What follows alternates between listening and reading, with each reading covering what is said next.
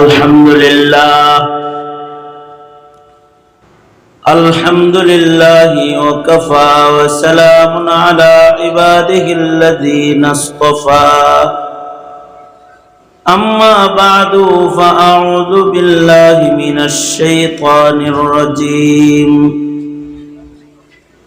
بسم الله الرحمن الرحيم والسابقون السابقون أولئك المقربون وقال النبي صلى الله عليه وسلم خير القرون قرني ثم الذين يلونهم ثم الذين يلونهم وقال النبي صلى الله عليه وسلم طوبى لمن آمن ورآني وطوبى من آمن ورآ من رآني أو كما قال عليه الصلاة والسلام اللهم صل على محمد وعلى آل محمد كما صليت على إبراهيم وعلى آل إبراهيم إنك حميد مجيد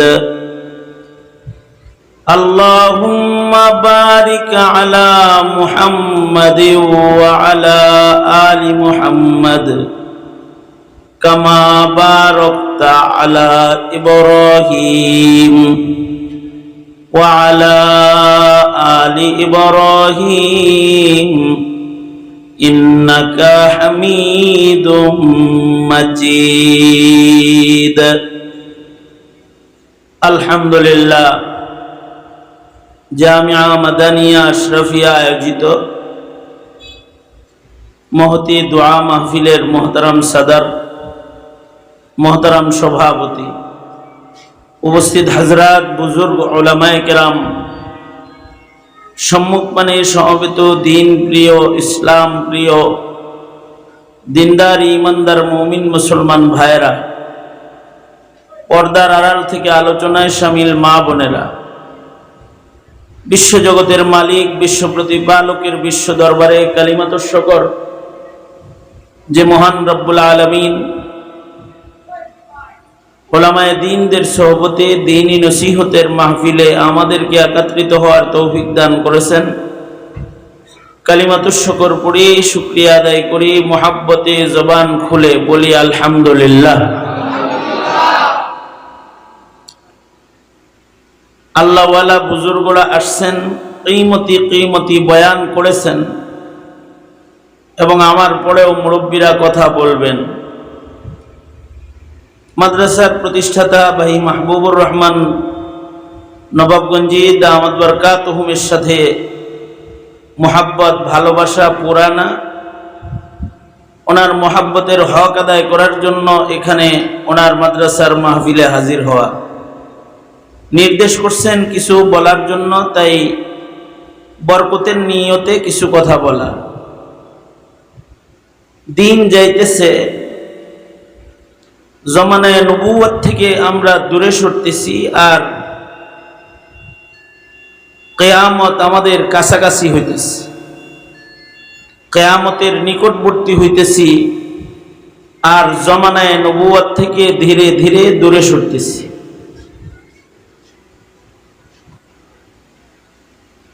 দিন যাইতেছে, মানুষের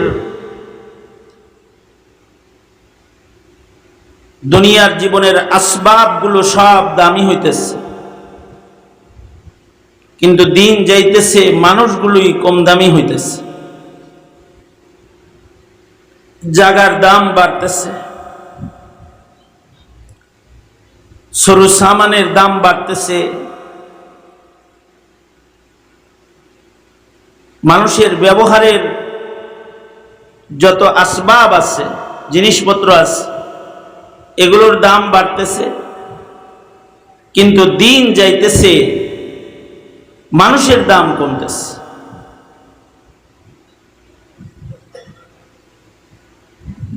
আগের জমানার মানুষের গায়ে কাপড় ছিল না, কম দামি কাপড় ছিল, কিন্তু মানুষগুলো দামি ছিল।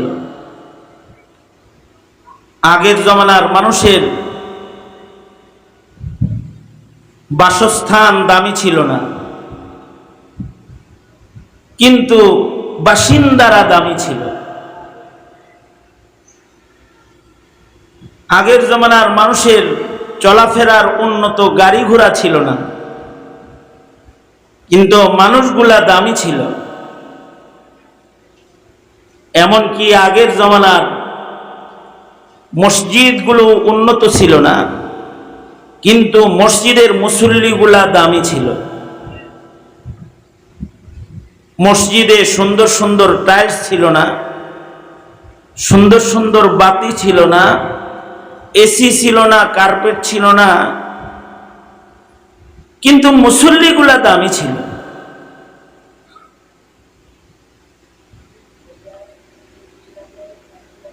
দিন যাইতেছে মুসল্লিদের দাম কমতেছে।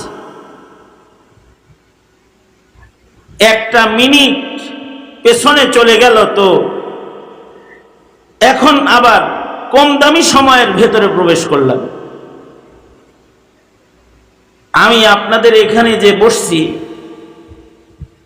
বসার 1 ঘন্টা আগের সময়টা এখনকার সময়ের চাইতে দামি চলে গেল। এ কারণে এক বুজুর্গ বাংলাদেশের সফরে এসেছিলেন হিন্দুস্তান থেকে। তো উনি ক্ষুধার্ত, ক্ষুধা লাগছে ওনার, এদিক দিয়ে রান্না হইতাছে, রান্না এখনো শেষ হয় নাই, কিন্তু ওনার ক্ষুধার যন্ত্রণায় উনি তাড়াতাড়ি খানা চাইতেছে। তো সবাই বলল তরকারি সব রান্না হইছে, ভাতটা গরম ভাত আপনার সামনে, ইকো বন্ধ করে দিতে কত, গরম ভাতটা আপনার সামনে দেওয়ার জন্য গরম ভাত চুলায় আছে, তরকারি সব রান্না আছে, একটু দেরি হবে। তো উনি বললেন ঠান্ডা ভাত নাই, পান্তা ভাত নাই। তো মেজবান যিনি তিনি বলল পান্তা ভাত আছে। তো উনি বললেন যে ঠান্ডা ভাত পান্তা ভাত এটা আমার কাছে গরম ভাতের চাইতে বেশি পছন্দের। সুতরাং তুমি যে আমারে গরম ভাত খাওয়াইবা বলে আমারে ক্ষুধায় কষ্ট দিতেছ, এইটা না কইরা আমাকে ওই পান্তা আর ঠান্ডা ভাতটাই আগে দিয়ে দাও। দিয়ে দিল।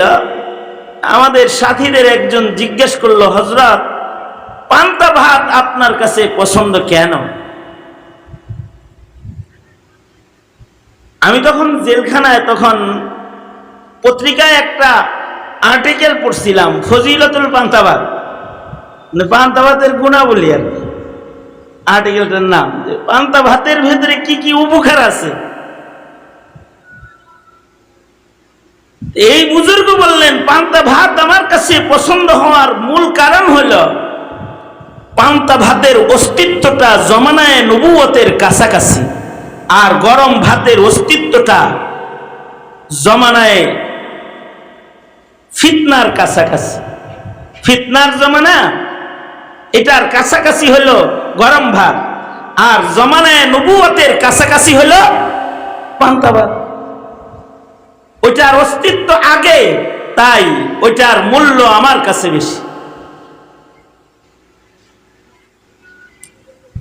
এই উম্মতের ভেতরে সবচেয়ে দামি হলেন সাহাবায়ে কেরাম। নবীজির একজন সাহাবীকে যদি একদিকে রাখা হয়, সকল তাবেঈনদেরকে যদি আর একদিকে রাখা হয়, তো সব তাবিঈর চাইতেও একটা সাহাবীর দাম আল্লাহর কাছে বেশি হয়ে যায়।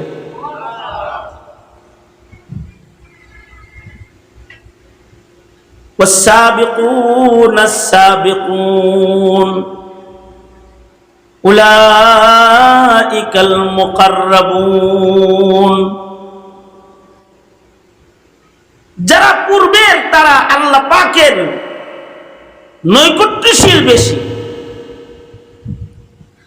তাদের সাথে আল্লাহর সাথে সম্পর্ক বেশি, আর আমাদের সাথে দুনিয়ার সাথে সম্পর্ক বেশি। তাদের খালেকের সাথে সম্পর্ক বেশি আর আমাদের মাখলুকের সাথে সম্পর্ক বেশি। এ কারণে তাদের দাম পরের মানুষের চেয়ে আগের মানুষের দাম বেশি। আল্লাহর রাসূল সাল্লাল্লাহু আলাইহি ওয়াসাল্লাম বলেন, খায়রুল কুরুনি কারনি সুম্মাল্লাযীনা ইয়ালুনাহুম সুম্মাল্লাযীনা ইয়ালুনাহুম। আল্লাহর রাসূল বলেন, সবচেয়ে ভালো জমানা হলো আমার জমানা, যারা আমাকে দেখলো, এরপরে হলো তাদের যারা দেখলো, যারা আমারে দেখছে তাদের জমানা, এরপরে তাবেঈনদেরকে যারা দেখছে, অর্থাৎ তাবেঈনদের জমানা।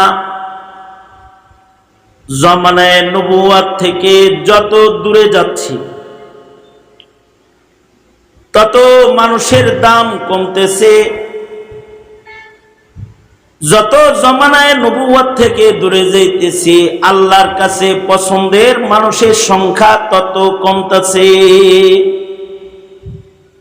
যত কিয়ামতের কাছাকাছি যাইতেছে তত আমাদের মূল্য নষ্ট হয়ে যাইতেছে।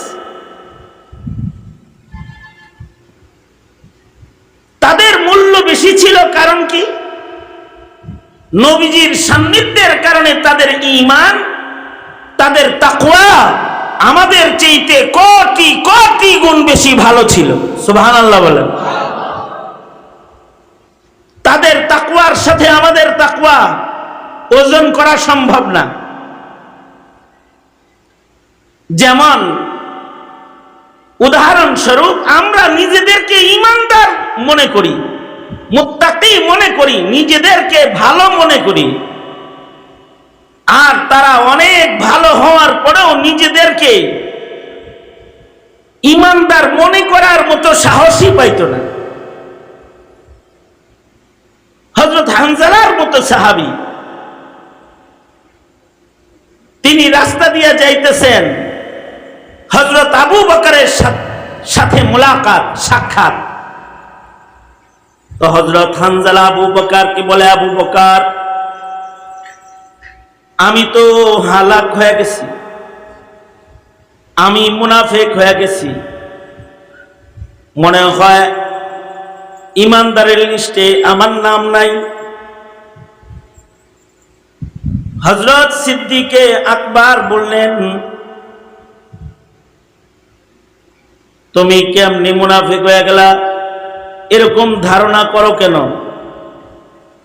আমার আজব হাল, আমি নবীর সামনে থাকি যেমন বাড়িতে গেলে এরকম থাকি না। নবীজির সামনে যখন যাই তখন আমার অনেক বেশি জজবা থাকে, অনেক বেশি ঈমান তরতাজা থাকে। যখন বাড়িতে যাই, ঘরে যাই, তখন কেমন কেমন কেমন যেন হয়ে যাই। তাহলে আমার ভেতরে একটা 2 নাম্বারই দেখা গেছে, আমি তো মুনাফিক হয়ে গেছি। হযরত আবু বকর বলে, এই সমস্যার তো আমারও তাহলে মনে হয় আমিও মুনাফিক হয়ে গেছি। এমন হযরত উমর শোনার পরে বলে, এমন সমস্যা তো আমারও, তাহলে মনে হয় আমিও মুনাফিক হয়ে গেছি।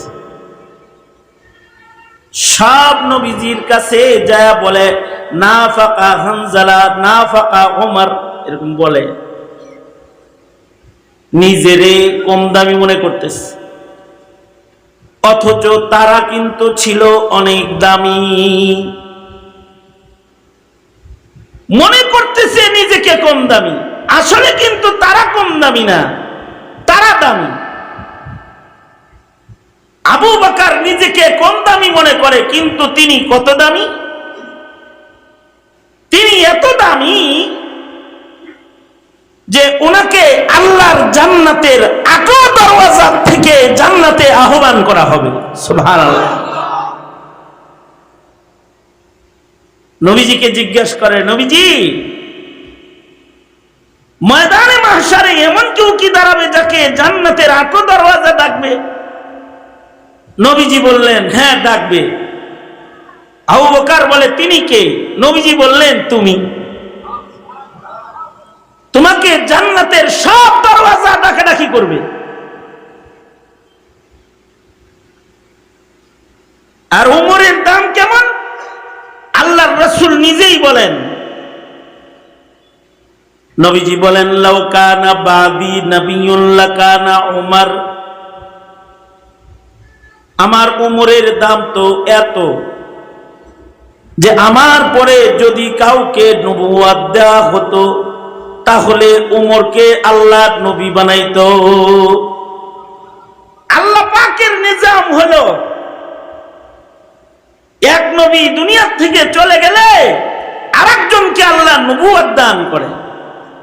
যেমন হযরত ইমরান আলাইহিস সালাতু ওয়াস সালাম ইন্তেকাল করছেন, চলে গেছেন, তো আল্লাহ তাআলা ইমরান আলাইহিস সালামের সাহাবীর ভেতর থেকে হযরত জাকারিয়া আলাইহিস সালামকে নবুয়ত দান করেছেন। নবীজি ওই কথাটাই বলেন, আমার পরে আমার সাহাবীদের ভেতর থেকে কাউকে যদি আল্লাহ তাআলা নবুয়ত দান করতেন তাহলে উমরকে আল্লাহ তাআলা আমার পরে নবী বানাইতেন, কিন্তু আমি শেষ নবী, আমার পরে আর কোন নবী নাই। তাহলে মনে মনে ভাবতে পারেন, উমর নবী হইতো নবীর পরে, তাহলে আবু বকর উমরের চাইতে কি কম দাম? উমরের গোটা জিন্দেগির ন্যাক এক জায়গায় করলেও আবু বকরের হিজরতের রাতগুলোর সমান হবে না।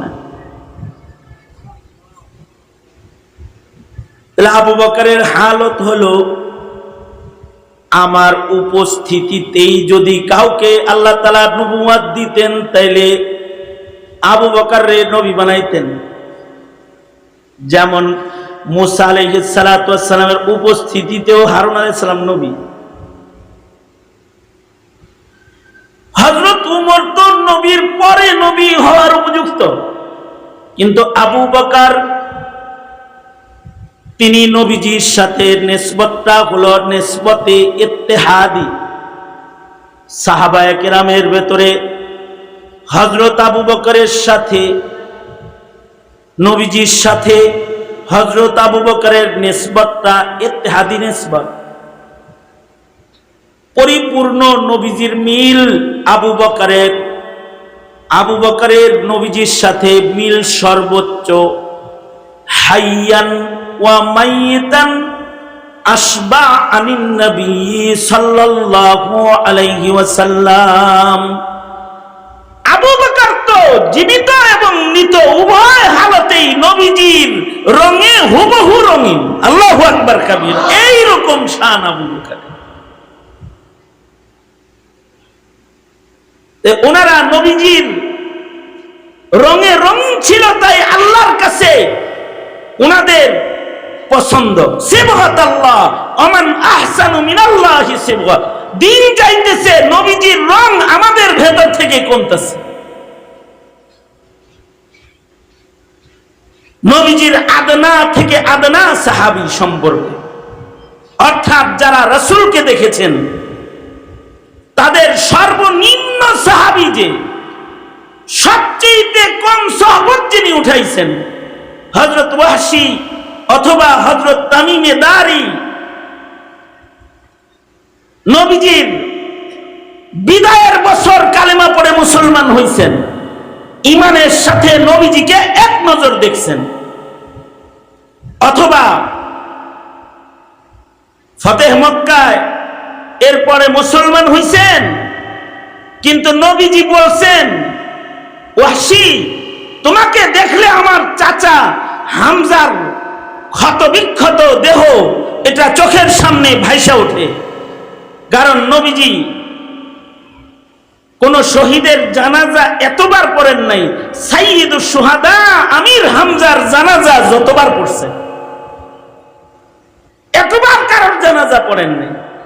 অর্থাৎ শুহাদায়ে উহুদের যার জানাজায় নবীজির সামনে হাজির করা হতো, ওই জানাজার সাথে হযরত সাইয়্যিদুশ শুহাদা আমির হামজাকে বারবার নবীর সামনে দিতে বলতেন, আর দেয়া হতো। নবী আলাইহিস সালাতু ওয়াস সালাম হযরত ওয়াহশীকে বলেন, তুমি আমার চাচাকে কেমনে কেমনে মারছো, একটু শোনাও তো আমারে। তো শোনাইছে, এমনি এমনি আপনার চাচাকে আমি শহীদ করছি। নবীজি বললেন, এই রকম ভয়ঙ্কর কায়দায় তুমি আমার চাচাকে মারলে, আল্লাহ তোমাকে মাফ করে দিছে, কিন্তু তুমি আমার সামনে আইসো না। কারণ তুমি আমার সামনে আসলে আমার চাচার কথা আমার স্মরণ হয়ে গেলে, আমি কষ্ট পাইলে এটা তোমার জন্য ক্ষতিকর। আমার দিলে যদি কোনো দুঃখ আসে এটা তোমার জন্য ক্ষতিকর। এই কারণে হযরত ওয়াহশী নবীজির হায়াতে জীবনে আর কোনদিন আল্লাহর রাসূলের সামনে জীবনে কোনদিন আর যান নাই। গাছের আড়ালে দাঁড়ায় দাঁড়ায় তিনি আল্লাহর রাসূলকে দেখতেন, দেয়ালের আড়ালে দাঁড়ায় দাঁড়ায় রাসূলকে দেখতেন, নবী যেন ওনাকে না দেখে। উনি নবীজিকে দেখতেন কিন্তু নিজেকে আড়াল করতেন, যে আল্লাহর নবী যেন আমাকে না দেখে। এমনকি সকল নবীরা যেহেতু কবরে জিন্দা, হযরত ওয়াহশী দূর থেকে নবীর জিয়ারত করতেন। সাহস করে রাসূলের রওজার সামনেও যাইতেন না, কারণ ওনার দিলের ভেতরে ভয়, না জানি রওজার সামনে গেলে আবার হায়াতুন নবী কষ্ট পায়।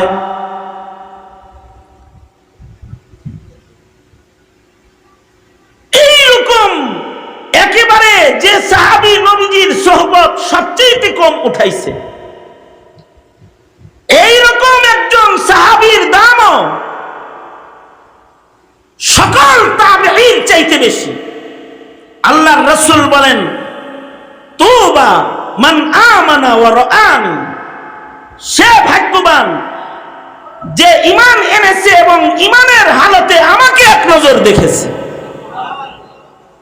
সে দামি হয়ে গেছে। ওয়া তুবা মান আমানা ওয়া রাআ মান রাআনি, এরপরে সে দামি যে ঈমান এনেছে আমাকে দেখে নাই কিন্তু আমার সাহাবীকে দেখেছে, সে তাবেঈ, তার দাম বেশি। তবে তাবেঈ আর সাহাবী দাম কিরকম ব্যবধান? হযরত আব্দুল্লাহ ইবনুল মুবারককে জিজ্ঞেস করা হয়েছিল যে আমিরে মুআবিয়ার দাম বেশি নাকি ওমর ইবনে আব্দুল আজিজের দাম বেশি? ওমর ইবনে আব্দুল আজিজ বিশিষ্ট তাবেঈ, সাইয়্যিদুত তাবেঈনদের অন্যতম একজন, যারা সাইয়্যিদ তাবেঈদের ভেতরে, তাদের ভেতরে একজন, যার আমলে বাঘ আর ছাগল এক ঘাটে পানি পান করেছে। আল্লাহু আকবার কাবীরা। এখন তো জুলুমের দুনিয়া। আর ওমর ইবনে আব্দুল আজিজের জমানা ছিল বাঘ ছাগলের উপরে আক্রমণ করে নাই, এমন জমানা যে বাঘ ছাগলের উপরে আক্রমণ করে নাই। আর এখন মুসলিম নারী শিশুর উপরে অত্যাচার চলছে ফিলিস্তিনের মাঠে। গাজার মুসলমানদের উপরে ভয়াল নির্যাতন করতেছে কাফের বেঈমানেরা। আর ওমর ইবনে আব্দুল আজিজের জমানায় বাঘ ছাগলের উপরে আক্রমণ করে নাই, ওটা একটা আলাদা জমানা। ইবনে আব্দুল আজিজ রহমতুল্লাহি আলাইহি ওনার সাদাকাত, ওনার আদল আর ইনসাফ, এটার প্রভাব শুধু মানুষের হৃদয়ে পড়ে নাই, ওনার আদল আর ইনসাফের প্রভাব জঙ্গলের প্রাণীর উপরেও পড়েছিল। জঙ্গলের প্রাণীরাও ইনসাফওয়ালা আর আদলওয়ালা হয়ে গেছে। জিজ্ঞাসা করছে, এই উমর ইবনে আব্দুল আজিজের দাম বেশি না আমিরে মুআবিয়ার দাম বেশি? লাগুবারুল্লাযী দাখালা ফি আনফি ফারাসি আমিরি মুআবিয়া।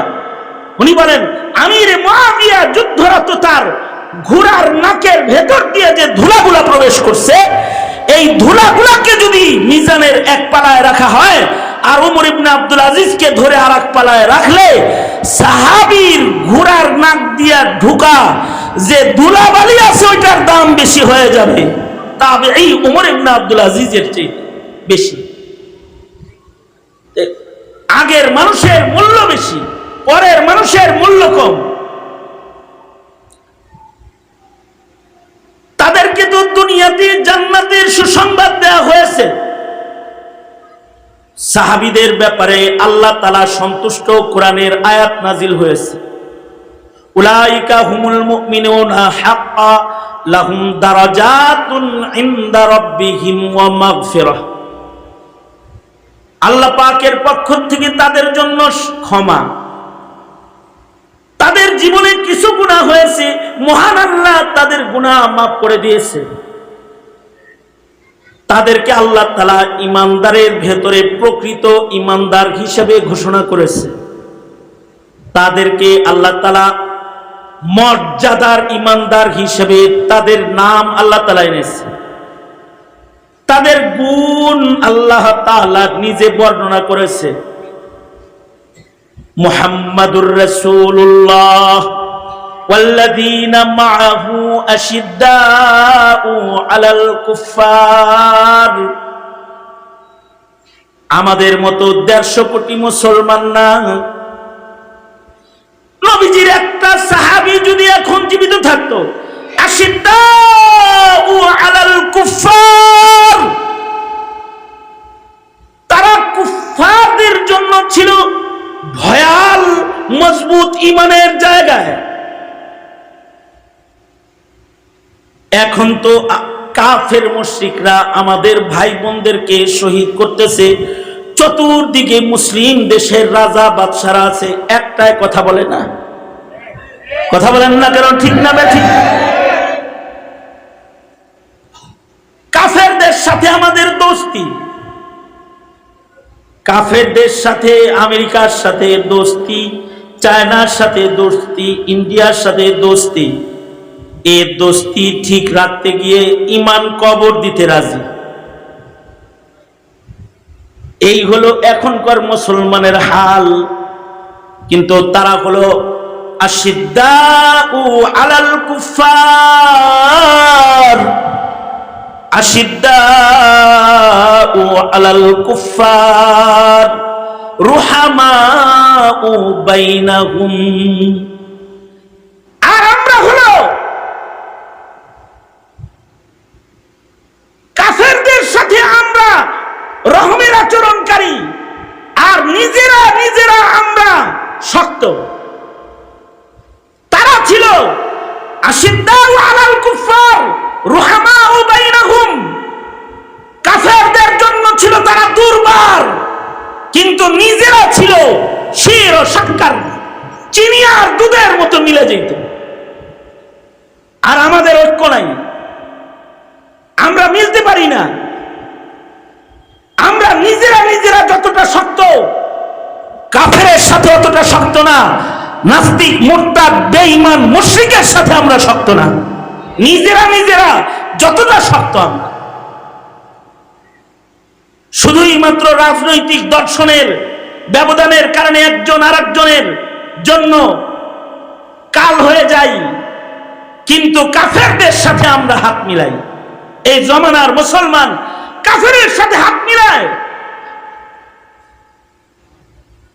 এ কারণেই তো কাফেরের সাথে হাত মিলাইতে মিলাইতে স্বাধীনতা, সার্বভৌমত্ব বিক্রির কোঠায় চলে গেছে। হাসিনা মোদির ঘরে আশ্রয় গ্রহণ করেছে। কাফেরের সাথে আন্তরিকতার অভাব নাই। আর মুসলমানের সাথে শক্ত, নিজের দেশের মুসলমান ভাই বোনকে গুলি করে মারতে অঙ্গুলি কাঁপে নাই। সাহাবীরা তারা হলো আশিদ্দাউ আলাল কুফার, কাফেরদের জন্য তারা ভয়াল শক্ত, ভয়ঙ্কর তারা কাফেরদের জন্য। আর রুহামা বাইনাহুম, নিজেরা নিজেরা তারা শির ও সৎকার, মুহাব্বতের বন্ধনে তারা আবদ্ধ।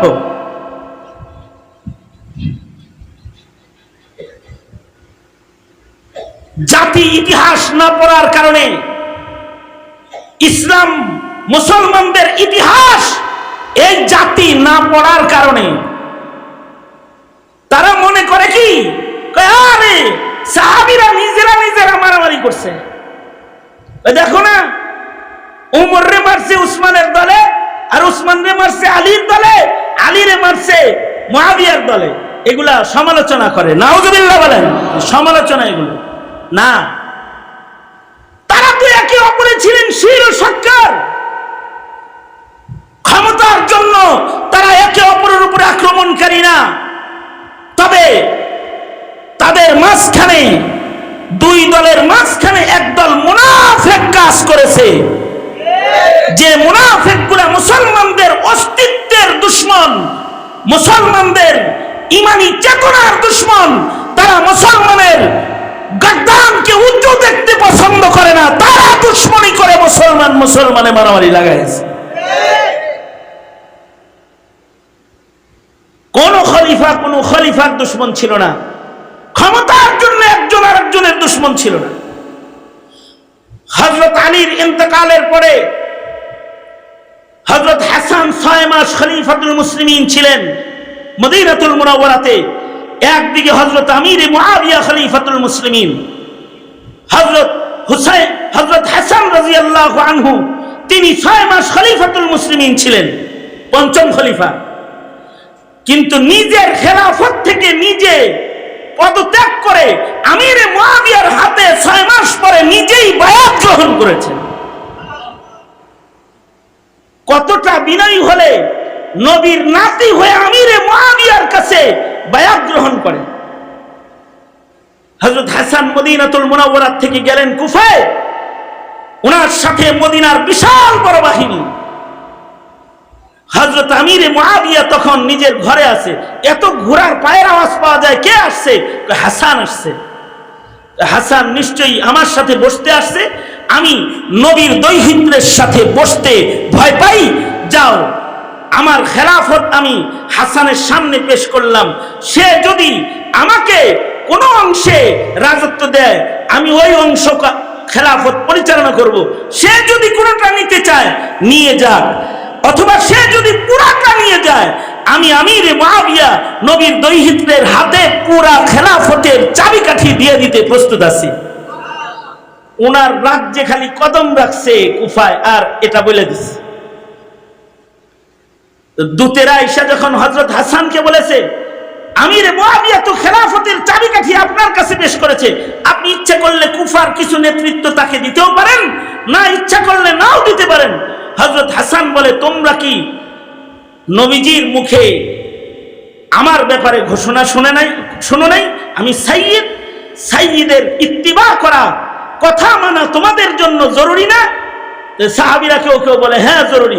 তাহলে চলো, আমার নির্দেশ হলো যেই আমির মুআবিয়া খেলাফত নবীর দৌহিত্রের সম্মানে দিয়ে দিতে পারে, সে খেলাফতের লোভে খলিফার আসনে না, সে আসলে তার দক্ষতার কারণে তার এলাকা নিয়ন্ত্রণকারী।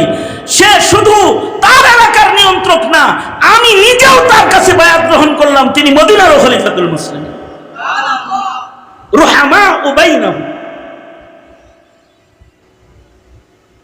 তাদের ভিতরে একে অপরের মুহাব্বত বেশি, তবে কাফেরের জন্য তারা বড় শক্ত। তাদের ভেতরে ইবাদত বেশি, তারাহুম রুকআন সুজদান ইয়াবতাগুনা ফাদলাম মিনাল্লাহি ওয়া রিদওয়ানা সীমাহুম ফি ওয়ুজুহিহিম মিন আসারিস সুজুদ। আল্লাহ তাআলা নিজে সাহাবীদের বর্ণনা করেন যে আমার নবীর সাথী সাহাবায়ে কেরাম, দুনিয়াবাসী তোমরা যদি তাদের দেখো, দেখবা তারা রুকুতে আছে, সিজদায় আছে, তাদের ভেতরে ইবাদত বেশি। তাদের চেহারার দিকে যদি তাকাও, দেখবা সীমাহুম ফি ওয়ুজুহিহিম মিন আসারিস সুজুদ, তাদের চেহারার ভেতরে সিজদার দাগ আছে। সাহাবায়ে কেরামের শান কুরআনে আল্লাহ নিজে বর্ণনা করে তাদের ইবাদতের গুণগান গায়, কারণ তারা লজ্জতে ইবাদতে ধনী ছিলেন, সারা রাত নামাজ পড়তেন, সারা বছর রোজা রাখতেন। আর আমরা রোজার মাসে রোজা রাখছি, এখন রোজা নাই। আমরা রোজার মাসে তারাবি পড়েছি, শাওয়ালে আমাদের ফরজ নামাজ নাই। আর তারা হলো তাদের ইবাদতের ভেতরে কোনো ভাটা নাই, তাদের ইবাদতের মধ্যে কখনো ভাটা পড়তো না। আরে সাহাবায়ে কেরামের ইবাদত তো অনেক দূরের কথা। ওই যে তুবা মান আমানা ওয়া রাআ মান রাআনি, সাহাবীকে যারা দেখছে তাদের ইবাদত অতুলনীয় ছিল। যেমন আমিরে মুআবিয়া, ওনাকে যারা দেখেছে, অথবা হযরত আনাসকে যে দেখেছে, হযরত আবু হুরায়রাকে যে দেখেছে, অথবা হযরত উমরকে যে দেখেছে, অথবা আদনা সাহাবীকে যে দেখেছে, তাবেঈ হয়েছে, তাবেঈর ইবাদতের পাওয়ার আলাদা ছিল। যেমন ইমামে আযম আবু হানিফা রাআ আনাসান, হযরত আনাসকে দেখেছেন, ইবাদতের পাওয়ার কি? যে 2 রাকাত নামাজে 1 খতম কোরআন শরীফ পড়তেন। আমাদের তো সারা বছরে 5 পৃষ্ঠা কোরআন শরীফ পড়ে না, সারা বছরে হাফিজুল কোরআন হওয়ার পরও খতম হয় না অনেক সময়। আর তারা প্রতি রাতে 2 রাকাত নামাজে 1 খতম কোরআন শরীফ পড়েছেন। ইবাদতের পাওয়ার। তাবেঈদের ইবাদতের পাওয়ার অনেক আলিশান। যেমন সাঈদ ইবনে মুসাইয়িব, তাবেঈদের সরদার তাবেঈ সাঈদ ইবনে মুসাইয়িব। সাঈদ ইবনে মুসাইয়িব হযরত আবু হুরায়রা রাদিয়াল্লাহু আনহুর মেয়ের জামাতা। সাঈদ ইবনে মুসাইয়িব হযরত আবু হুরায়রার মেয়ের জামাই। ওনার ইবাদতের হালত কি? ওনার ইবাদতের হালত হলো উনি সুদীর্ঘ 40 বছর সুবহানাল্লাহ বলার লেগে রেডি হয়ে বহেন।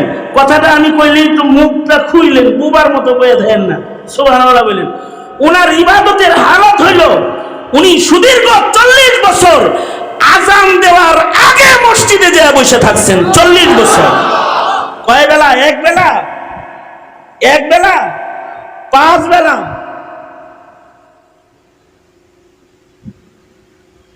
এমনকি ইয়াজিদি বাহিনী শামীদের সাথে মিলে যখন মদিনায় আক্রমণ করেছে ক্ষমতার জন্য এক দল আরেক দলকে আক্রমণ করে দখলদারিত্বের জন্য, মদিনা দখল করতে চেয়েছে। এখন যেমন ইসরায়েল গাজা দখল করতে চায়, অবৈধ দখলদারিত্ব। মদিনা দখল করার জন্য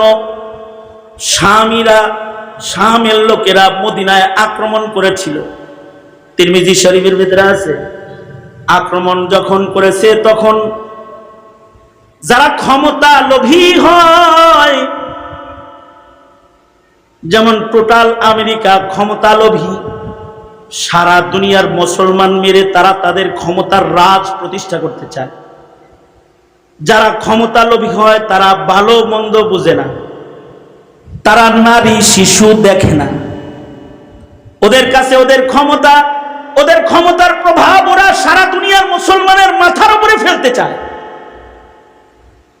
ওরা ভালো মানুষ চিনে না, যারা ক্ষমতা লোভী হয় তারা ভালো মানুষ চিনে না। শাম এলাকার লোকেরা মদিনা দখল করতে এসেছে, ক্ষমতা লোভী। তখন কিন্তু মদিনাতুল মুনাওয়ারাতে সাহাবীরা তখনও কিছু কিছু আছে, যেমন মদিনাতুল মুনাওয়ারাতে তখনও বাচ্চা ছিলেন সাহাবীদের ভেতরে জাবের ইবনে আব্দুল্লাহ। জাবের ইবনে আব্দুল্লাহ, ওনার বর্ণনা বুখারীতে আছে। ইলমের জন্য পাগল এক সাহাবী ছিলেন, যিনি একটা আলী সনদের হাদিস শিখার জন্য মদিনা থেকে পায়ে হেঁটে কুফা পর্যন্ত গিয়েছিলেন, একটা সনদ আলী বানাইবার জন্য, একটা ইলম ভালো উস্তাদের কাছে পড়ার জন্য। মদিনা থেকে পায়দল হেঁটে তিনি কুফা পর্যন্ত গেছেন। আব্দুল্লাহ ইবনে উনাইসের বাড়িতে গেছিলেন পায়ে হাইটে একটা হাদিস শোনার জন্য। এই জাবের ইবনে আব্দুল্লাহ আলেম সাহাবীদের মধ্যে অন্যতম একজন, যিনি তার জীবনের শেষ ভাগে অন্ধ হয়ে গিয়েছিলেন। জীবনের শেষ ভাগে অন্ধ হয়ে গেছেন, চোখে দেখতেন না। মদিনায় যখন আক্রমণ করেছে, যাদের চোখ আছে তারা সব পালাইছে, কিন্তু ওনার চোখ নাই, অন্ধ, চোখে দেখে না, বৃদ্ধ সাহাবী তিনি দাঁড়ায় রয়েছেন। ক্ষমতা লোভী যারা মদিনায় আক্রমণ করেছে তারা সাহাবী টাহাবি চিনে না, যে সাহাবীর দাম বেশি এটা বোঝে না। তারা গিয়ে জাবির ইবনে আব্দুল্লাহর পিঠের মধ্যে লাথি মারছে। জাবির ইবনে আব্দুল্লাহ সাহাবী জমিনের মধ্যে গড়াগড়ি করে পড়ে গেছে, বুড়া সাহাবী পড়ে গেছে। এইভাবে আক্রমণ করেছে। ক্ষমতা লিপ্সু যারা তারা সাহাবী চিনে না, যেমন হাসিনা ক্ষমতা লিপ্সু, আলেম চিনে না, শাইখুল হাদিস চিনে না, মুফতি চিনে না, মুহাদ্দিস চিনে না, মুফাসসির চিনে না, ভালো মানুষ চিনে না। আমেরিকা ক্ষমতা লিপ্সু, আরদে মুকাদ্দাস চিনে না, পাক জমিন চিনে না, মসজিদুল আকসার এরিয়া চিনে না, ফিলিস্তিনকে চিনে না। ফিলিস্তিন চিনতে হইব তো যারা ক্ষমতা লিপ্সু তারা ফিলিস্তিন চিনবে না। নারী শিশু মাসুমদেরকে তারা শহীদ করতেছে, বুঝে না। ক্ষমতার লোক, ক্ষমতা লিপ্সু, ক্ষমতায় টিকে থাকার জন্য ভালো মানুষদেরকেও জালেমরা যুগে যুগে চিনে নাই। এই মদিনাতুল মুনাওয়ারাতেও আক্রমণ করেছে ক্ষমতার জন্য। মদিনাতুল মুনাওয়ারায় এমন ভয়াল আক্রমণ করেছে যে সাহাবীদের ঘর থেকে যুবতী নারী এনে ক্ষমতা লিপ্সুরা জেনা ব্যভিচার করেছে। ওই সময় 3 দিন পর্যন্ত মদিনার মসজিদে আজান বন্ধ ছিল। সেই যুগের কথা বলতেছি, যখন ডাল তরবারির যুগ। সাহাবী বাঁচা আছে ওই সময়। ক্ষমতা লিপ্সু যারা তারা মসজিদের নববীর আজান বন্ধ করে দিয়েছে। 3 দিন মসজিদের নববীতে আজান হয় না। কিন্তু সাঈদ ইবনে মুসাইয়িব তাবেঈ, তিনি এই 3 দিনও মসজিদের বাইরে যায় নাই। তবে দুশমনরা মসজিদে মানুষ তালাশ করতে আসলে উনি পাগলের অভিনয় করতেন, যেন তাকে মসজিদ থেকে বের করে না দেয়। অর্থাৎ কেউ যখন নবীর মসজিদে নামাজ পড়ার নাই, ওই সময় সাঈদ ইবনে মুসাইয়িব মসজিদের নামাজের হক আদায়কারী। এই 3 দিন একা একা তিনি নামাজ পড়েছেন। তবে দুশমনের ভয়ে আজান দেন নাই। আজান দিলে যদি মনে করে যে এটা তো বুঝমানবে, এ কারণে দুশমনের ভয়ে তিনি আজান দেন নাই। নামাজের ওয়াক্ত হলে একা একা মসজিদের নববীতে নামাজ আদায় করতেন। কিন্তু ওই যে রাসূল বলেছেন, তুবা মান আমানা ওয়া রাআ মান রাআনি, যে আমার সাহাবীরা দেখছে তারও অনেক দাম। আবু হুরায়রার মেয়ের জামাই তো এত দাম, এত ভালো ছিলেন। এত দামি ছিলেন। তিরমিজিতে আছে নামাজের সময় কাছাকাছি হইলে সাঈদ ইবনে মুসাইয়িব কাঁদতেন, আজান দিতে পারতেছে না, এ দুঃখে কান্না করতেন। কিন্তু সাঈদ বলে, যখন নামাজের সময় হয়তো আজান দিতে পারতাম না, কিন্তু রাসূলের রওজার দিকে আমি আমার কান সেট করলে শুনতে পাইতাম সরওয়ারে দু আলম নবী নিজে রওজায়ে আতহারের মধ্যে আজান দিতেছে। নবীরা তো কবরেও জিন্দা, আল্লাহর রাসূল কবরে আজান দিতেছে, এটা আমি শুনতে পাইতাম। অর্থাৎ মানুষগুলো এত ভালো ছিল, কবরে আজান হতো সেটাও তারা শুনতো। কিন্তু আমাদের কান এত নোংরা যে আমরা ফিলিস্তিনের ভাই বোনের কান্নার চিৎকারটাও শুনতে পাই না। আমাদের কান এত নোংরা, আমাদের কানে বাদ্যের আওয়াজের ধ্বনি যায়, আমাদের কানের মধ্যে গুনাহের আওয়াজ যায়, কিন্তু মজলুমের চিৎকার আমরা শুনি না। দুনিয়ার মুসলিম দেশগুলো মজলুমদের চিৎকারও শুনতে পায় না। তাদের চোখ মজলুমের গায়ের থেকে ঝরে পড়া রক্তগুলোকে তারা তাকায় দেখে না। মাসুম মাসুম লাশের মিছিল তারা চোখে দেখে না। চোখ থাকিতেও যেন অন্ধ, কান থাকিতে বধির। এই তো এই যুগের মুসলমান। জমানার যত কিয়ামতের দিকে আগাবে তত এই মুসলমানিত্বের মূল্য ধীরে ধীরে কমতে থাকবে। আমাদের ফিলিস্তিন যাওয়ার মতো সুযোগ নাই, ভিসা নাই, যাওয়ার রাস্তা খোলা নাই, কিন্তু আমাদের এই মজলুমদের ডাক শুনে তো আমাদের কোনোতে না জেলা পড়ার সুযোগ আছে, আমাদের নামাজের পরে পরে আল্লাহর কাছে দোয়া করার তো সুযোগ আছে। অথবা প্রতিবাদীর ভূমিকায় মুখের কণ্ঠ খুলে মজলুম শহীদদের পক্ষে একটি স্লোগান, গাজা মুক্তি পাক, ফিলিস্তিন মুক্তি পাক, আজাদ হোক, মুসলমানদের স্বাধীনতা ফিরে আসুক, এতটুকুন পক্ষের আওয়াজ তো আমরা দিতে পারি। এ আওয়াজটুকুনও তো দেওয়ার মানুষ এখন নাই। আলহামদুলিল্লাহ, সারা দুনিয়ার যুব সমাজ, ছাত্র জনতাকে ফিলিস্তিন থেকে শহীদি কাফেলার সদস্যরা তারা তাকিয়ে ডাকতেছে, তোরা কি আমাদের পক্ষে একটু আওয়াজও দিবি না? তোরা কি আমাদের পক্ষে একটু আওয়াজও দিবি না? তারা আমাদেরকে ডাকছে, তোমরা আমাদের পক্ষে কি একটু আওয়াজও দিবা না? সুতরাং এই জমিনে একটা শিক্ষা আছে, এই জমিনের উপরে একটা শিক্ষা আছে, যে শিক্ষার মাধ্যমে নতুন যুগে পুরান যুগের রঙের মানুষ পয়দা করা হয়। একটা মাত্র শিক্ষা আছে, সেটা হলো কওমি মাদ্রাসার ইলমে দ্বীনের শিক্ষা। যে এই শিক্ষার মাধ্যমে ডিজিটাল যুগে ইহুদ নাসারার রঙের মুসলমান নয়, কিয়ামতের কাছাকাছি সময়ে পুরান যুগের আবু বকরের রঙের মুসলমান, উমর উসমান আলীর রঙের মুসলমান পয়দা করার একটা ঠিকানা হলো মাদারিসে কওমিয়া। এইটা যখন ইহুদ নাসারার দালালরা বুঝে ফেলেছে, তখন এই ইহুদ নাসারার দালাল যারা, তারা মাদারিসে কওমিয়ার আলেমদেরকে মধ্যযুগী বলে তারা গালি দেয়, তারা মধ্যযুগী বলে গালি দেয়।